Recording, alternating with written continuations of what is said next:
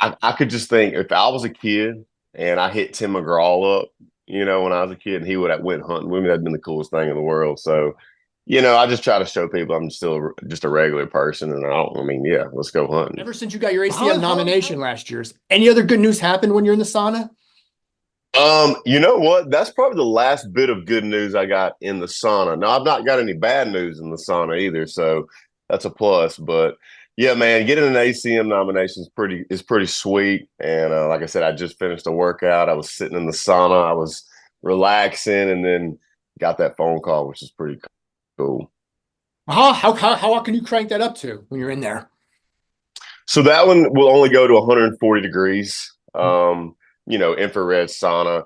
I need to upgrade. I need to upgrade my sauna, I believe. I've had that for about 6-7 years now, but I need a real sauna, man. We're building a new house right now. I told my wife the other day, I was like, we need to find a spot for a real sauna. That'd be pretty sweet. Well, how often do you use it? Is that I try to use it as much as possible, if have a gym at my house, and so when I'm working out at home after my workout, I usually try to get in, at least for, if I can't do a full, 20, 25 minutes, if I can get 10 or 15 minutes, that's what I'm trying to do. Try to sweat these toxins out of my body, but on regular, probably 3 to 4 times a week. So what toxins are in your body that you got to get rid of? Man, out here on the road, sometimes it ain't the most glamorous eating habits out here. Sometimes you got to get in what you can get in. And so when I'm home, I try to obviously eat a little cleaner, but try to get them toxins out from the weekend. Might be, who knows what it is, Well, can you write a song when you're in the sauna? Can you think of some lyrics? Has that ever happened? Or I don't know, man.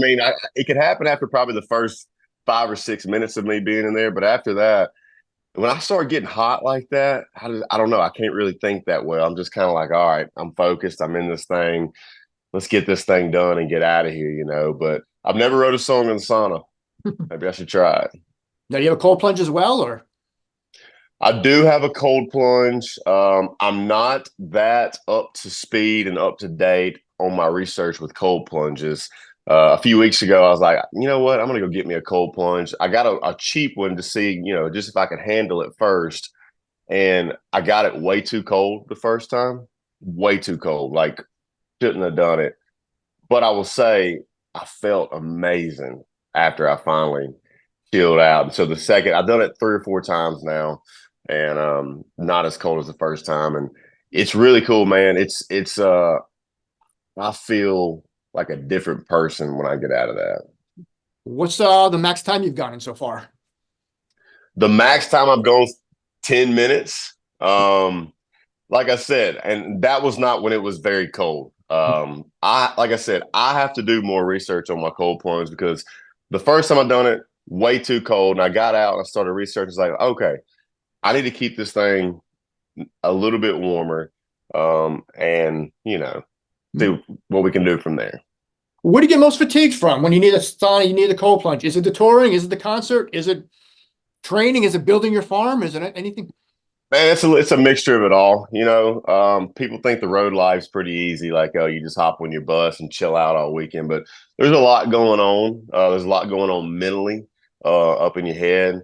And then when I get home, it's not like I'm gonna rest at all because hey, I've got 3 kids running around and we're jumping on the trampoline, we're riding bikes, we're doing the deal. So I've got my kids, I've got my honeydews from my wife, and then I've got my farm that we're working on right now. We're building a house on. So I never really stop, I never really slow down. And so it's just a combination of all of that. So how much sleep do you get at night? I try to get a lot of sleep. I'm not gonna lie to you. There was a point in my life years ago before I had a bus that I wasn't getting very much sleep because we were driving ourselves in a van around the country, and I started getting alopecia, like little small spots in my head, like just the hair would fall out. So I went to the doctor. I was like, hey, man, I don't know what's going on. He's like, yeah.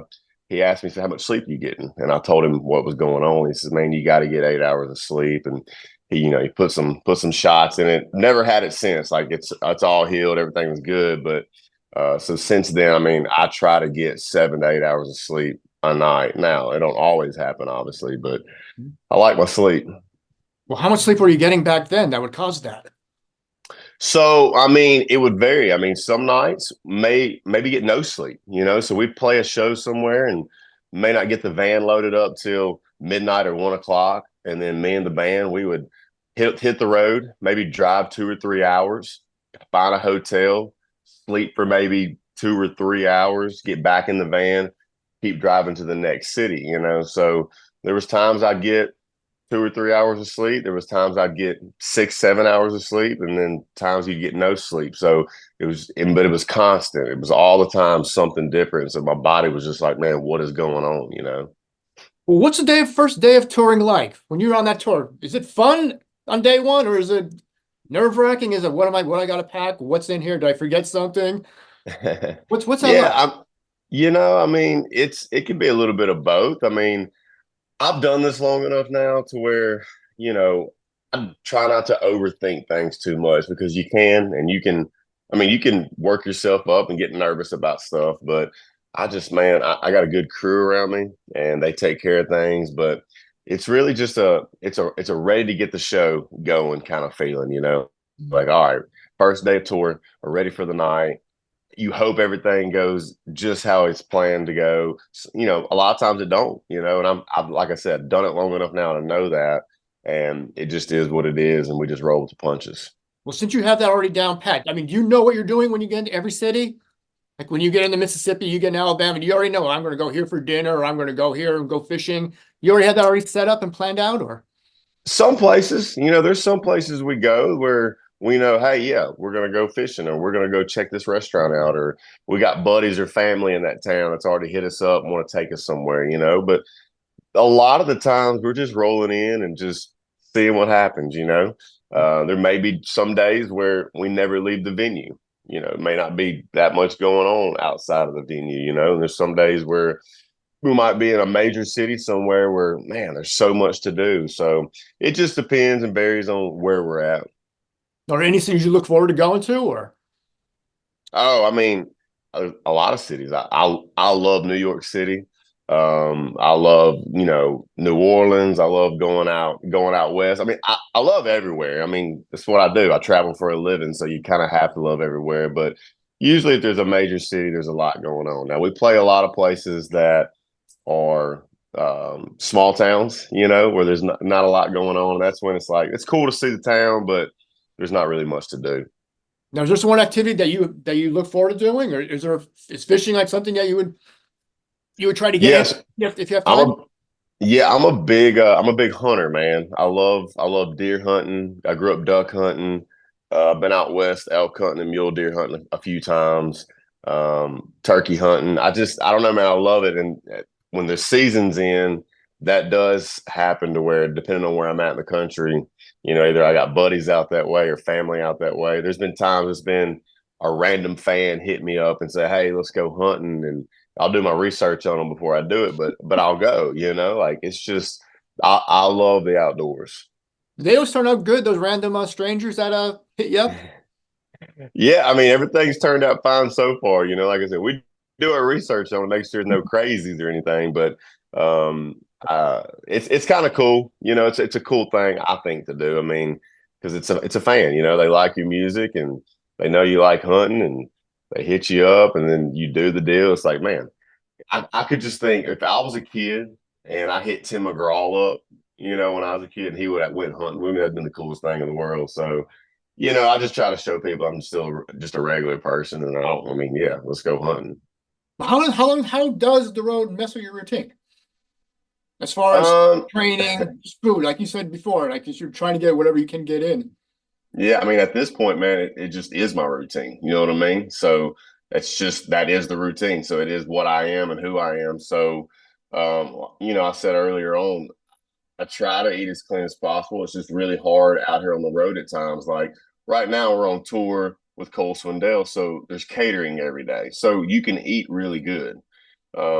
Now, there's times where maybe we go play, like we're talking earlier, some small town fair festival somewhere where there's no catering, and you just kind of have to like roll the punches and find something that can just work. Whether that's eating super clean, or just, hey, let's just cut the carbs out and get in what we can get in, you know. And I don't eat super clean every day, you know. I mean, I go through points of my year where I go, all right, I'm gonna really, really focus on eating clean right here. And then I may go a few weeks and slack off and just, hey, I'm gonna have a cheeseburger, you know. But and that may not be the right way to do things, but it's worked for me in the aspect of just what I want to see my body look like, you know, and how I want to feel internally. And I feel great when I do it. I mean, I work out pretty much every single day, whether it's just some cardio or something. So, yeah. Would you scope out the local gyms where you go from city to city? Yep. I'll wake up in the morning, man. I'll hit Google Maps and see what's around me. And, you know, we usually try to I love finding like a small local gym, got the music blasting, you know, everybody's in there having a good time. Those are a lot of fun. But a lot of times it's, you know, we'll find like a YMCA in the town, or we'll go find, you know, a big corporate gym that's got a sauna. A lot of, you know, smaller places don't have a sauna. So we'll find one of those. But it's pretty fun, man. You never know what you're gonna find and what city you go to. So far, what's the best one you found so far? We found, which is the craziest thing, we're in Mississippi tonight. We found a little gym in Mississippi a few weeks ago, little small town on the square, and we was like, all right, let's check this place out. And we walk in, dude, one of the coolest gyms I've ever been in. Just as far as like the equipment was great. They were super friendly people, very accommodating, but it was like one of those hardcore, edgy, dark gyms, but yet was super nice at the same time, not dirty and grungy, if that makes any sense at all. It was a really cool gym. Do you remember the name of it, or? I don't remember. Lifehouse. Lifehouse was the name of it. They gave me a T-shirt. That's what I've been wearing. It's called Lifehouse, or Lifehouse, or like, I don't know, man. It's a great gym though. Oh, cool. Well, you stick to your routine, or do you have a normal workout that you do? Yeah, I mean, it varies a little bit. I mean, sometimes as far as like, I just do regular weightlifting, man. There'll probably come a time in my life, the older I get, I may get more into some HIIT training, or even more into cardio. I do a little bit of cardio, mainly just lifting weights right now, you know. So I mean, I do high reps. I'll go heavy, but I'll try to keep high reps, you know, 12 to 15. Sometimes even higher than that. When I was a kid, I used to go super heavy, like, oh, let's go heavy and let's get big. And, you know, I'm not here to really get a big physique. You know, I'm not a big guy. So the older I get, I'm like, all right, I just want to be in shape, want to be cut, want to look good, try to keep a little six pack for my wife, you know. So that's kind of what I do. So what are some of your numbers back in the day? Numbers Bench, on squat, what? Like bench, bench? squat, deadlift, all those. Oh man. There was a point in my life I could bench 350. Can't do it now. Deadlifting, I never got into the deadlifting, man. I probably should have, but I didn't play football, and all the football players were doing that. I was playing basketball. We didn't really deadlift, you know. Squatting wise, never been a good squatter, dude. I mean, I could put 225 on there and get after it. I'd probably go heavier than that. I just never really went heavy. I would just do my thing on that. But yeah, bench as a kid, you're like, oh, I'm gonna put a bunch on there. Let's bench, you know. And I mean, obviously, you know your bench as a kid, but I don't do that stuff anymore either. So what's a country singer's workout now look like? Country music singers workout now, man, I'll get out there. I'll start out, get warmed up with a little bit of cardio, maybe a little jump rope, maybe run around the neighborhood because I work out at home a lot. And then, yeah, I mean, I work out pretty much every single day. So I'll hit different body parts. I mean, I'll hit, you know, maybe arms one day, back one day, shoulders one day, chest one day, legs one day. And yeah, like I said, I'll just keep it high reps, as heavy as I can go with those high reps, and get about, you know, 45 minutes to an hour in there, hit the sauna, and call it a day. As far as country music, as far as just performance, what's an exercise that you think this is what every singer, every performer should be doing? I mean, cardio, man, for sure. Because you got to think about it. I mean, minimum set time for me is an hour. a lot of times we play an hour and a half, maybe even longer. And my show is not just standing there at a microphone playing a guitar singing. It's pretty high energy. I'm moving constantly on the stage, and so you got to think. Not only are you moving constantly, and I don't mean just walking. Like you kind of you're moving, your body's moving, you're singing at the same time, so you're breathing a lot, so it'll take a lot out of you, especially we're getting into summer right now in these summer months. I mean, sometimes by song 3 or 4 I'm over there like gasping for air, because hey, I might be a little bit out of shape or something. So I think cardio is very important as far as being on stage and breathing and making it through your whole set. Has that ever been noticeable on stage? Has anyone ever caught you on video saying he's not going to make it through the rest of the concert? I don't think so, man. I mean, I've seen some videos of people before that are just like, oh yeah, you can tell they're struggling a little bit, but no, I don't think I've ever, or I hope I've never come across that way. I mean, if I did, then Lord, I hope those videos are never seen by anybody. Are there any singers that you see or you work with that you say, wow, these guys can hit it hard in the gym? Uh, that do hit it hard in Yeah. the gym. Oh, dude, I think somebody who probably hits it the hardest is Tim McGraw. I mean, the dude's a beast, and I don't know if I could hang with him. Like I said, I don't do those high intensity workouts like that all the time like he does. I mean, I'll probably get to a point in my life. I mean, he's in his 50s, so yeah, he's probably hitting it hard.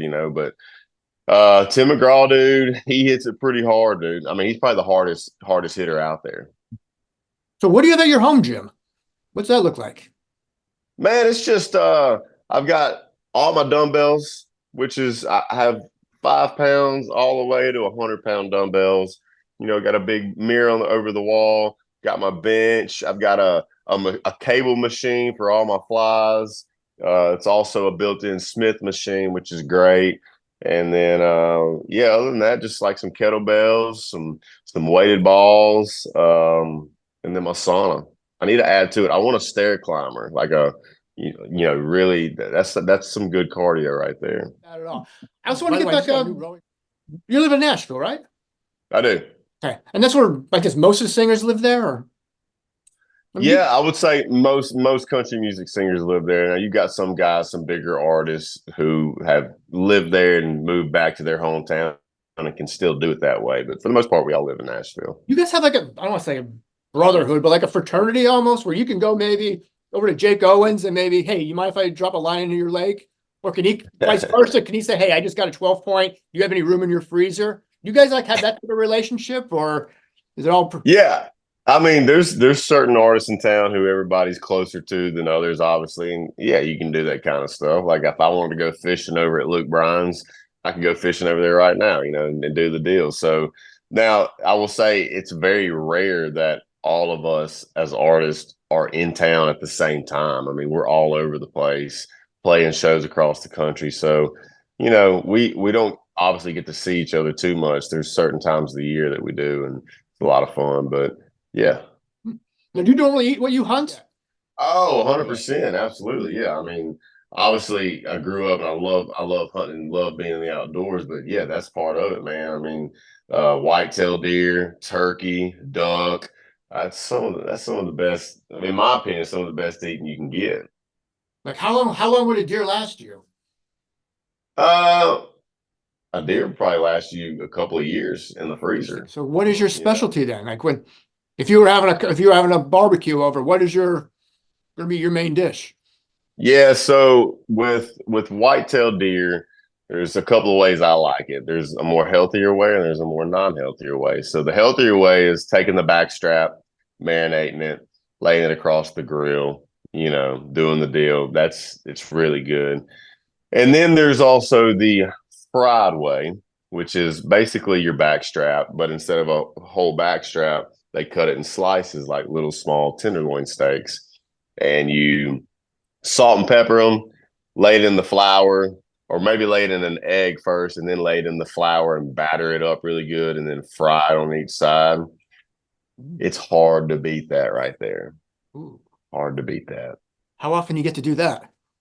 I don't do it very often, but I do catch a wild hair probably, 2 or 3 times a year, and we have a good time. So you have a couple years worth of protein in the freezer, I'm assuming. We've got quite a bit. We give quite a bit of away too. I got a lot of friends who, maybe don't have time to hunt or just don't hunt, but they love to eat venison. So, once I go out and I'll divvy it out between my friends and give everybody a little bit. Would you consider yourself more carnivore or more that type of diet, or is it just totally a mix? No, it's just totally a mix. I've thought about the carnivore, it's always interesting stuff. And, I may catch a wild hair in the next month or two and go, all right, I'm gonna try this thing. I mean, who knows? Who knows what's gonna happen? But it'd be interesting. I'm just kind of all over the place right now. I mean, you even count your macros? Do you worry about that stuff, or is that just something that's not that I big of a don't, deal? Just man. know. And a few years ago, like I was kind of getting into that a little bit, and I was like, I'm just gonna do what makes me feel good. Like I'm not your hardcore guy that's just like, oh, I'm eating perfect and everything's this and that. Like I'm just not that guy. And I just said, man, I'm just gonna do what makes me feel good. And if I look good and feel good, then that's what I'm gonna stick with. Whether that's right or wrong, it's probably not right. But with my lifestyle and everything I have going on, it's just easier for me to do it that way. Now, just staying healthy, just staying working out, eating as right as possible. Does that help in Right. songwriting with you? I mean, it's just a clearer head, or does that play any part at all? Or I mean, yeah, I mean, you definitely need a clear head when you're songwriting because I mean, hey, that's the biggest part of it, right? It's coming from your brain, your heart, and so, yeah, I mean, I definitely feel better when I'm eating clean. When I'm eating clean and working out, obviously that's when I'm top notch, right? When you start eating your garbage and you know doing all that, that's when it's like, all right, you're feeling groggy, your mind's a little hazy, so no doubt it plays a big part in it. so, what's your songwriting schedule like? How do you do it? Do you have like a 9 to 5? Do you do it just when you feel inspired, or in the I sun? just do it when yeah, I just do it when I feel inspired, man. Sometimes I can't do it when I feel inspired. Right now with my kids, my son's in baseball, my girls in gymnastics, and we're out here touring so much. So when I'm home, I'm trying to give as much attention as I can to my kids and my wife.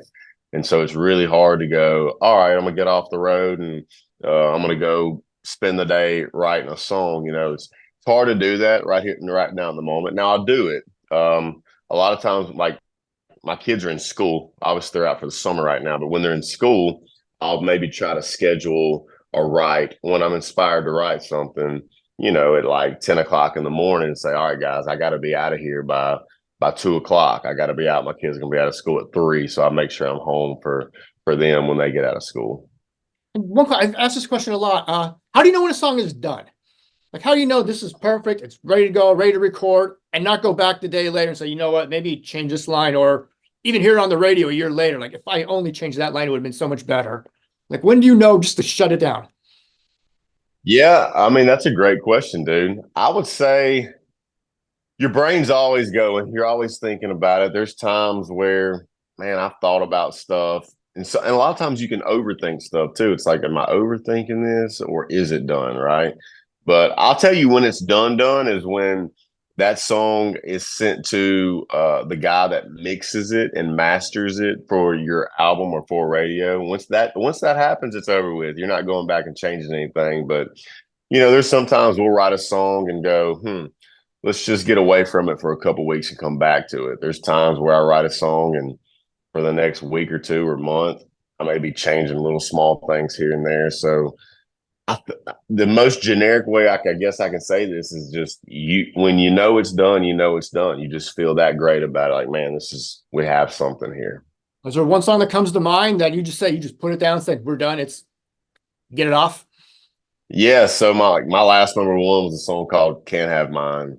And I remember the day we wrote it, dude. I brought it in, wrote the song, and I knew as soon as I left there that day that it was done. I mean, matter of fact, that afternoon, I went to TikTok and teased the little demo we made that day, which blew up for us. So I mean, that's how much I knew it was done by going ahead and sharing it with the world. Like, what if someone taught you, I mean, starting out in the business that still applies today, you think? Yeah, I mean, some of the best advice I got as a kid was from my dad.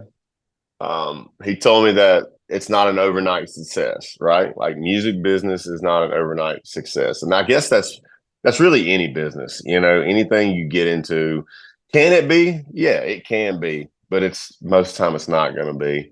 And nobody's going to make it for you. Nobody's going to, you know, just say, all right, let's make you a big star. Let's do this. You have to work hard and you got to do it yourself. And that's what I tell people all the time, that new artists that come to town is like, hey, it's not an overnight success. Got to get in the trenches. You got to learn. You got to grind. You got to work harder than the guy or girl next to you, and just keep your head down and don't give What I do up. have is the Win the Night tour, Cole Swindell. What should people expect when they come to one of your concerts? Man, I mean, better expect a good time because that's what we've been having out here. You know, we've been having a great time. Cole's a great dude, puts on an awesome show. We have a good time on stage.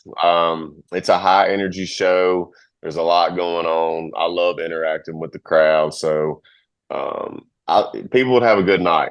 They would win the night tour for sure. I see what you did there. Yes, sir. Now, somebody ever dropped a DM on you and said, "Hey, you want to come work out while you're in town?" You ever Oh, all the time. Oh, I ever, get DMs all the time. Yeah, it's really cool. ever hit him up yet, or? Yeah, I mean, there's been times one of the coolest I got was and I haven't worked out with him yet, but Julian Smith. That was really cool getting a DM from him talking about working out. But yeah, sometimes I'll just go work out with random people, you know. It's a good time. Yeah, awesome. So when you're in Phoenix, I'll hit you up and be prepared. Come on. Yes, Okay. sir.